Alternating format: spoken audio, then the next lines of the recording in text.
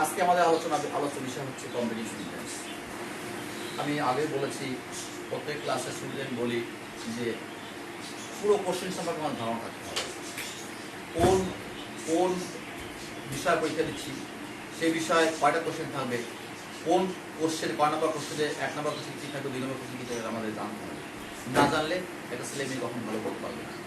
আমার competitive sentence class 9 এবং 10 উভয় ক্লাসেরই এটা একেবারে কম্পালসারি।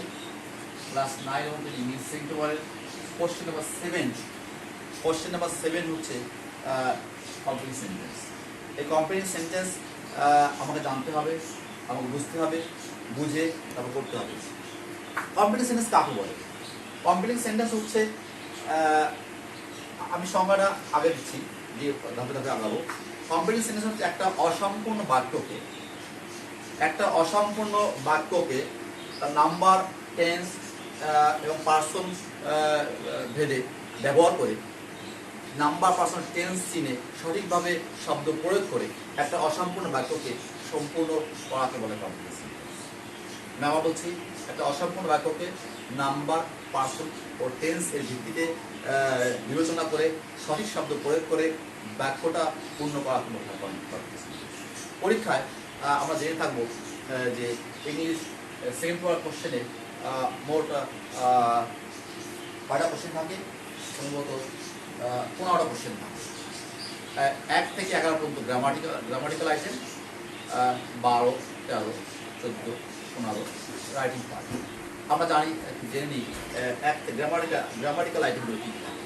গ্রামাটিক্যাল আইটেমে আগে বলেছি, question number 1 fill in the blanks with clue, 2 number fill in the blanks without clue, 3 নম্বরে কলাম ম্যাচিং, 4 নম্বর হচ্ছে রাইট ফর্ম ভার্বস, 5 নম্বর হচ্ছে ন্যারেশন, 6 নম্বর হচ্ছে ট্রান্সফরমেশন সেন্টেন্স, 7 নম্বর হচ্ছে কমপ্লিটিং সেন্টেন্স, যা আমরা করতে যাচ্ছি, 8 নম্বর হচ্ছে সাফিক্স ফ্রেজ, 9 নম্বর হচ্ছে ট্যাগ কোশ্চেন, 10 নম্বর হচ্ছে কানেক্টর, 11 নম্বর হচ্ছে পাঞ্চুয়েশন।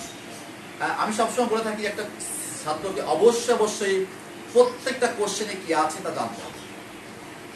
কোশ্চেন না বুঝে সে আগাতে পারবে না। তার মুখস্থ থাকতে হবে যে আমি পরীক্ষার সময় কোন কোশ্চেনটা আগে করবো, কোনটা পরে করবো, বা কোনটা কীভাবে করবো, আগে প্ল্যান থাকতে, প্ল্যান ওয়াইজ কাজ করলেই পরীক্ষা ভালো করতে পারবো। কম্পিটিভ সেন্টেন্সের সংজ্ঞাটা আমি আবার বলছি যে কোনো একটা অসম্পূর্ণ বাক্যকে তার নাম্বার, পার্সন ও টেন্সের উপর ভিত্তি করে সঠিক শব্দ প্রয়োগ করে একটা অসম্পূর্ণ বাক্যকে পূর্ণ করাকে বলা হয় কম্পিটিভ সেন্টেন্স। ওকে, কম্পিটিভ সেন্টেন্স পরীক্ষায় কয় রকম থেকে থাকে? 2 রকম কোশ্চেন থেকে থাকে। একটা হচ্ছে কন্টেক্সচুয়াল, বিষয়ভিত্তিক, আর হচ্ছে ডিটাচ। ম্যাক্সিমাম কোশ্চেনই কন্টেক্সচুয়াল হয়ে থাকে। কন্টেক্সচুয়াল মানে বিষয়ভিত্তিক। বিষয়টা ক্রমধারার মতো, একটা পরে একটা। আর ডিটাচ হলে বেশ কঠিন এবং জটিল হয়ে যায়। আমি এই বিষয় নিয়ে আলোচনা করবো। আমি 2-3টা বোর্ড কোশ্চেন নিয়ে আলোচনা করবো, করে আমি তোমাদেরকে দেখাবো। যখন আসি কম্পিটিভ সেন্টেন্স আলোচনা করতে গেলে তোমার কয়েকটা জিনিস ভালোভাবে জানতে হবে, অবশ্যই জানতে হবে। 1 নম্বর হচ্ছে কন্ডিশনাল জানতে হবে ভালো করে। কন্ডিশনাল। 2 নম্বর চেঞ্জিং সেন্টেন্স, প্রভাব, ন্যারেশন, সামস, রুলস, এরপর টেন্স। এগুলো তোমাকে জানতেই হবে। না জানলে তুমি কখনো কম্পিটিভ সেন্টেন্স করতে পারবে না। কম্পিটিভ সেন্টেন্সের সবথেকে আমার দৃষ্টিকোণ থেকে, আমি যেহেতু শিক্ষকতা করছি, আমার দৃষ্টিকোণে আমি মনে করি যে আগে কন্ডিশনালটা ভালো করে শিখে নেওয়া উচিত। কন্ডিশনালটা একটা ছেলে ভালো করে বুঝলেই সেই কম্পিটিভ সেন্টেন্সের বিষয়গুলো অতি সহজে বুঝতে পারবে। আমরা এখন কম্পিটিভ সেন্টেন্স আলোচনা করতে যাই, কন্ডিশনাল নিয়ে একটু আলোচনা করবো, তারপর আমরা ধাপে দেখাবো। ওকে, নেক্সট। কম্পিটিং সেন্টেন্সের একটা পার্ট হচ্ছে কন্ডিশনাল। কন্ডিশনাল কাকে বলে? শর্ত সাপেক্ষ কোনো বাক্যকে কন্ডিশনাল বলে।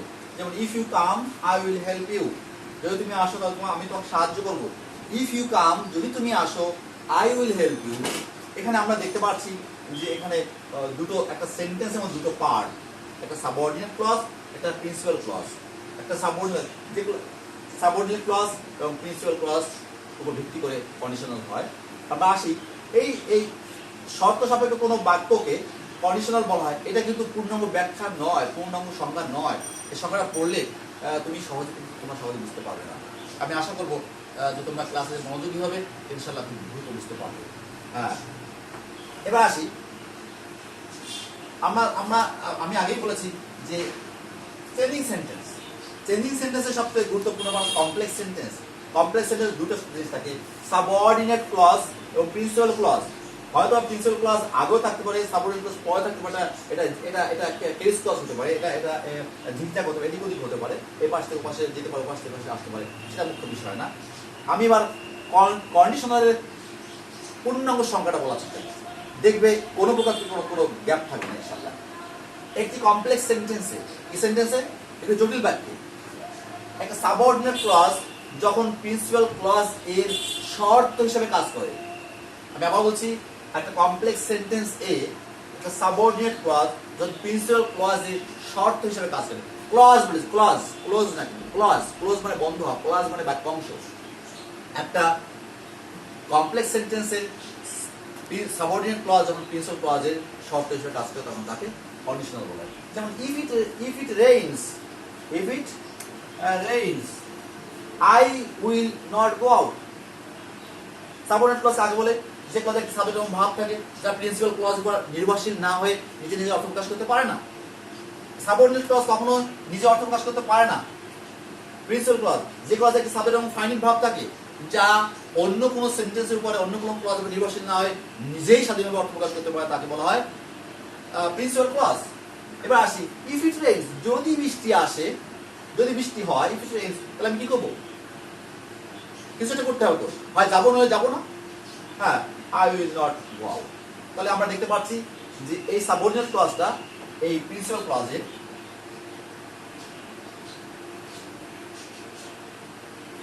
এই সাবঅর্ডিনেট ক্লজটা প্রিন্সিপাল ক্লজের শর্ত হিসেবে কাজ করছে। তাহলে আমরা ক্লিয়ার আসি যে একটি কমপ্লেক্স সেন্টেন্সের সাবঅর্ডিনেট ক্লজ যখন প্রিন্সিপাল ক্লজের শর্ত হিসেবে কাজ করে তখন তাকে কন্ডিশনাল বলা হয়। ওকে, তো আমরা নেক্সট স্যার। ওকে, কন্ডিশনাল আমরা শর্ত সংজ্ঞা শিখেছি। আমরা এবার আসি কন্ডিশনাল প্রকারভেদ। প্রকারভেদ, কন্ডিশনাল কয় প্রকার? কন্ডিশনাল তিন প্রকার। কি কি? First conditional, second conditional, third conditional. এই বাদেও একটা conditional zero conditional. Zero conditional প্রয়োগটা আমাদের তেমন থাকে না, বিধে আমরা এটা নিয়ে আলোচনা বেশি একটা করি না। আমরা first conditional, second conditional, third conditional, এই আমাদের জানতে হবে ফার্স্ট কন্ডিশনটা কি।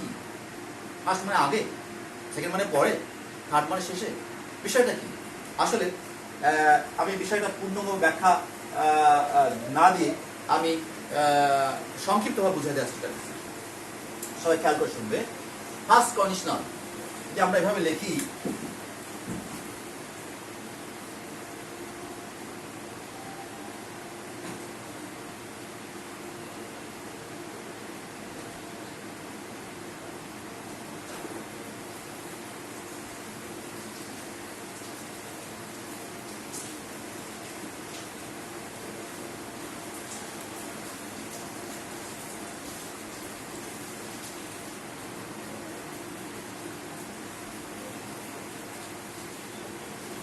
ফার্স্ট কন্ডিশন অর্থাৎ সম্ভাবনাময় শর্ত, সেকেন্ড কন্ডিশন মিন্স ক্ষীণ সম্ভাবনাময় শর্ত, থার্ড কন্ডিশন মিন্স অসম্ভব শর্ত।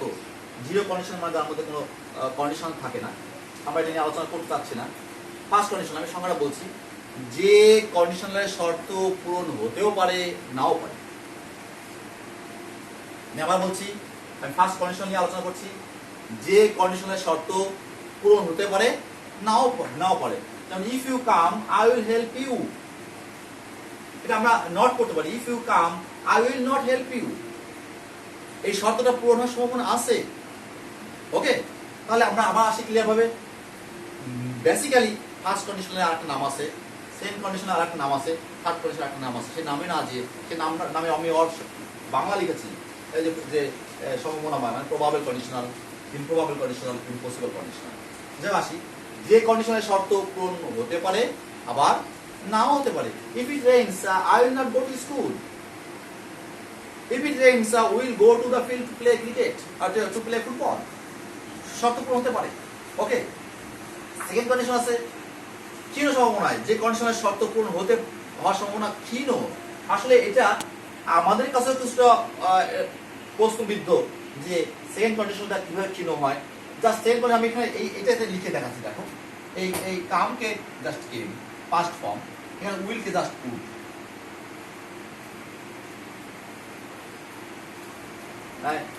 If you came I would help you, if you came, যদি তুমি আসতে আমি তোমাকে সাহায্য করতাম। আমি প্রায় ক্লাসে বলে থাকি যে প্রত্যেকটা ভাষার মধ্যে, ল্যাঙ্গুয়েজের মধ্যে বিভিন্ন রকম টেকনিক, বিভিন্ন রকম কথা থাকে। যেমন আমরা বাংলা বলি যে চাপাবাজি কথা, এই চাপাবাজি করছে, এই এই এই ধোকাবাজি করছে, এই মিথ্যা বলছে, এই কিছুটা ধোকাবাজির মতো। যে যদি তুমি আসতে তাহলে আমি তোমাকে এই দিতাম, যদি আমি তোমাকে পেতাম তাহলে তোমাকে আমি স্যালুট করতাম, যদি তুমি আমাদের বাসায় বেড়াতে আসতে আমি তোমাকে বিরিয়ানি খাওয়াতাম, যদি তুমি আমাদের সঙ্গে যেতে আমি তোমার ফাস্টফুড খাওয়াতাম, যা ক্ষতিকর খাবার নাকি ফাস্টফুড খেতে সবাই পছন্দ করে। আমি বলি ফাস্টফুড নয়, ওটা ক্যান্সার ফুড, রাখলে ক্যান্সার হয়, রাখলে শরীর ক্ষতি হয়। দেখ আসি সেকেন্ড কন্ডিশনালে সব এটা কি হতে পারে যে ইফ ইউ কেম, কামেন্টটা কেম হয়ে যাবে। আমি বিস্তারিত ব্যাখ্যা চাচ্ছি না। থার্ড কন্ডিশন হচ্ছে যে কন্ডিশনের শর্ত পূরণ হওয়ার সম্ভাবনা একেবারেই ক্ষীণ। এটা আমি একটু এবার 3টা বাক্য লিখে তোমাকে দেখাই। আমি বুঝতে পারি first condition, second condition, third condition লিখে 3 প্রকার conditional, first conditional, second condition, third condition, 3টা एग्जांपल আমি এখানে লিখেছি। যেমন ইফ ইট রেইনস, প্লিজ একটু বোঝার চেষ্টা করবে, একবার বলতে তুমি জীবনে সারা জীবনে তুমি ভুলবে না। If it rains I will not go out, এটা মূল সূত্র হচ্ছে if plus present plus future.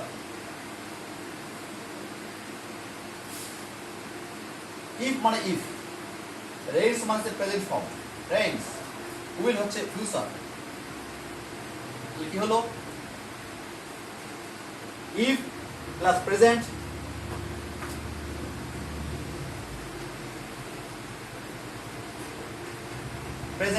Plus future. If it rains, যদি বৃষ্টি হয়, I will not go out, আমি বাইরে যাব না। এটা ফার্স্ট কন্ডিশনাল, এই শর্তটা পূরণ হতে পারে নাও পারে। দেখো এরপর এসে এই রেইনটাকে আমি কি করেছি, ইডি যোগ করেছি। ইফ ইট রেইনস, দ্বিতীয় বাক্যে এসে রেইনের সঙ্গে আমরা রেইনকে পাস্ট ফর্ম করেছি। কি করেছি, রেইনকে পাস্ট ফর্ম করেছি। সঙ্গে সঙ্গে এই উইলটা কি হয়ে গেল, would, I would. If it rained comma I would not go out.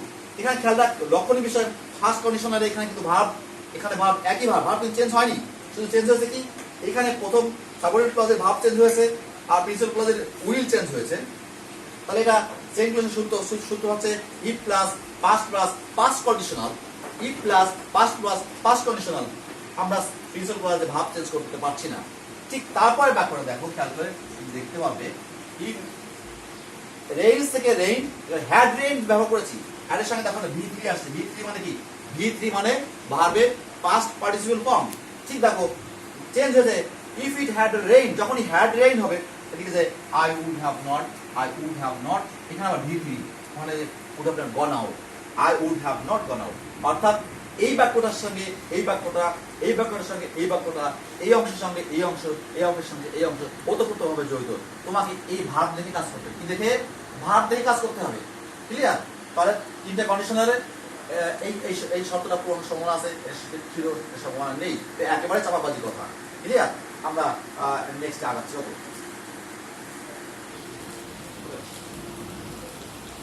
আমরা এখন কয়েকটা কন্ডিশন নিয়ে আলোচনা করব। আমি আগেই বলেছি, যেহেতু আমি নিয়মিত বোর্ড এক্সামিনার, আমি ইংলিশ সেন্টার খাতা নিয়মিত দেখে থাকি, আমি তাই এবছর ঢাকা বোর্ড 2020-এর যে কোশ্চেনটা সেটা নিয়ে আলোচনা করবো। এরপর 2019-এর খাতার কোশ্চেন নিয়ে আলোচনা করবো। No sooner had we reached the school dash dash dash unless you study attentively dash dash dash scarcely had the party begun dash dash dash if I had known his mobile number dash dash dash what had provided that পরপরিসর করে dash।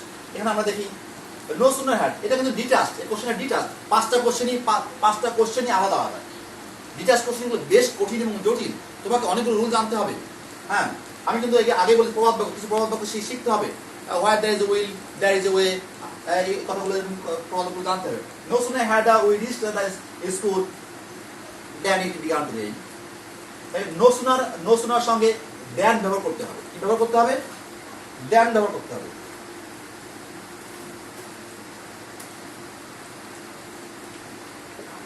দেন, no sooner সঙ্গে কি ব্যবহার করতে হবে? দেন।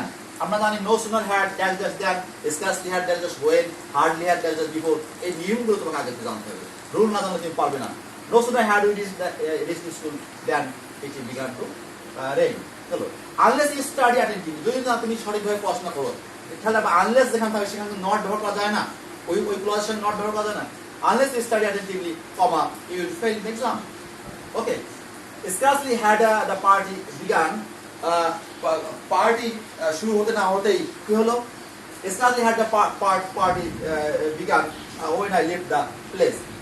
আমি place স্থান ত্যাগ করতে না করতেই তোমার কি হলো? পার্টি শুরু হয়ে গেল। এখানে scarcely had tells us when, hardly had us before. এবার if I had known his mobile number, যদি আমি তার মোবাইল নাম্বার জানতাম, বলতে পারো কোশ্চেনটা কোথা থেকে আসছে? এটা third conditional. If I had known his mobile number, I would have called him, or I would have phoned him. Okay. Work hard provided that. এখানে provided এই বাংলা অর্থ হচ্ছে if। আমরা যেখানে provide পাবো সেখানে আঙুলে চেপে ধরে if লিখবো। provide মানে যে যদি, provide that, provided that, providing that, সবগুলো অর্থ হচ্ছে যদি। তোমাকে জানতে হবে work hard if, মনে মনে if করবে, if you want to shine in life. Work hard provided that মানে if you work hard providing that, তো তুমি মনে মনে কি করবে? if করবে। তা আমরা বুঝতে পারবো। ওকে, all this. Okay. Now I will discuss about question number 7, Dhaka Board 2019. Where there is a will, প্রবাদ বাক্য আমি আগে বলেছি, তোমাকে অবশ্যই কিন্তু প্রবাদ বাক্য জানতে হবে। Where there is a will, there is a way. Danger comes where it is feared. তো তোমাকে জানতে হবে। Where there is a will, there is a way. তুমি আনসারটা কিভাবে লিখবে? পরীক্ষার সময় কোশ্চেন তুলবে না, কোশ্চেন না তুলে এ লিখে তুমি সরাসরি আনসারটা লিখে দেবে। বি নম্বরে, if a man does not work hard, তো কি হবে? If a man does not work hard, he will suffer in future. If a man does not work hard, যদি একজন মানুষ পরিশ্রম না করে, কি হবে? He will suffer in the long run. ভবিষ্যতে সে ভুগবে। As the people of Bangladesh, something like say, are hardworking. As the people of Bangladesh are hardworking, they will be able to change their lot. তারা তাদের ভাগ্য পরিবর্তন করতে পারবে। But now she has made a remarkable development. এখন সে কি করেছে? সে একটা উল্লেখযোগ্য পরিমাণে কি করেছে? remarkable development করেছে।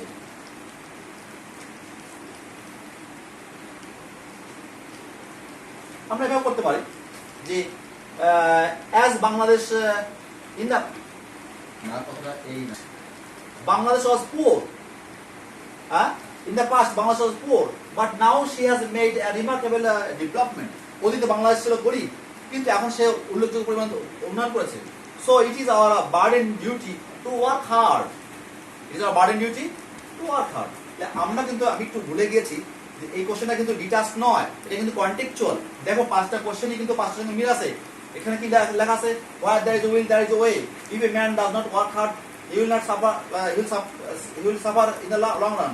As the people of Bangladesh are hardworking, the Bangladeshi মানুষ পরিশ্রম, they will be able to develop their condition. In the past, Bangladesh was poor. ওতে বাংলাদেশ ছিল গরিব, but now she has made remarkable development in her GDP. GDP সে উন্নয়ন করেছে। So it is our burden duty. আমাদের দায়িত্ব কি? আমার দায়িত্ব হচ্ছে কি? আমাদের দায়িত্ব to work hard. Okay, next. First of all, আমি কিছু রুলস নিয়ে আলোচনা করবো, কয়েকটা রুলস নিয়ে সামান্য ধারণা দেবো। যেমন লিস্ট, আমাদের এটা গ্রামারিক্যাল একটা পয়েন্ট। আমরা জানবো যে লিস্টের পরে সর্বদা শুড ব্যবহার করতে হয়। কি ব্যবহার করতে হয়? লিস্টের পরে সর্বদা শুড ব্যবহার করতে হয়। যেমন walk fast, lest you should miss the train. লেস্টের অর্থ হচ্ছে পাশে ভয় হয় যে। Okay, it is long since. এই সিন্স একটা ফাংশন। সিন্সের বামে যদি প্রেজেন্ট টেন্স হয়, তো সিন্সের বাম পাশে কি করতে হবে? It is long since I saw you, এটা মানে পাস্ট ফর্ম ব্যবহার করতে হবে। It was long since I had seen you. এই সিন্সের বামে প্রেজেন্ট টেন্স হলে ডান পাশে পাস্ট টেন্স হবে। সিন্সের বামে প্রেজেন্ট পারফেক্ট টেন্স বা পাস্ট টেন্স হলে ডান পাশে পাস্ট পারফেক্ট টেন্স হবে। It was long since I had seen you. He is so weak, that. যেমন আমরা এখানে দ্যাট ব্যবহার করতে হবে। সো উইক দ্যাট, এটা কো-রিলেটিভ বলা হয়। হি is so weak that he can not walk. এখানে প্রেজেন্ট টেন্স থাকার জন্য উপরে ক্যান নট। তারপরে হি ওয়াজ সো উইক, এই ওয়াজ থাকার জন্য he was so weak that he could not walk. এরপর আছে অ্যাজ ইফ মানে যেন। উইথ এ ভিউ টু উপরে ভার্বের সঙ্গে আইএনজি যোগ করতে হয়। এগুলো তোমার রুলগুলো জানতে হবে। এরপর আমরা আসি কিছু প্রবাদ বাক্যের কথা আমি বলেছিলাম, যেমন a man is known by the company he keeps, danger comes what is feared, as you show so you reap, a friend in need is a friend indeed, a drowning man catches at a straw, after death comes the doctor, what is a spot to the cat is death to the mice, a tree is known by the company by its fruits, patience is bitter but its fruit is sweet, spare the rod, spoil the child। এই বিষয়গুলো তোমাকে জানতে হবে। আমি last of আমি কথাগুলো বলতে চাচ্ছি যে কমপ্লিট সেন্টেন্স জানতে গেলে যে বিষয়গুলো জানতে হবে, কন্ডিশন জানতে হবে, ন্যারেশন জানতে হবে। একটা ন্যারেশনের একটা এক্সাম্পল আমি দিতে চাচ্ছিলাম, যে ন্যারেশনের একটা এক্সাম্পল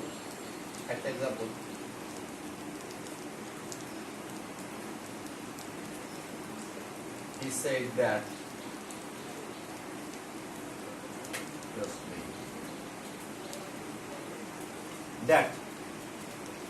এটা সাজেশন, he said that সে বলেছিল যে he was playing, এখন reporting verb, why the reporting verb is past tense, the reported speech might be changed to past tense, he said that he was playing cricket। Narration তোমাকে জানতে হবে, না হলে তুমি পারবে না।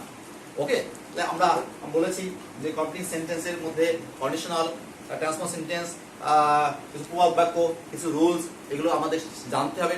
জানলে আমরা পড়ে বুঝে আমরা পরীক্ষার সময় পরীক্ষা হলে যাব, এবং আমাদের খেয়াল রাখতে হবে যে আমরা আনসারগুলো কিন্তু কোশ্চেন তুলব না, সরাসরি আনসার তুলে আমরা আনসার লিখতে যাবো, এবং আমরা এবার রিভাইজ করবো অবশ্যই।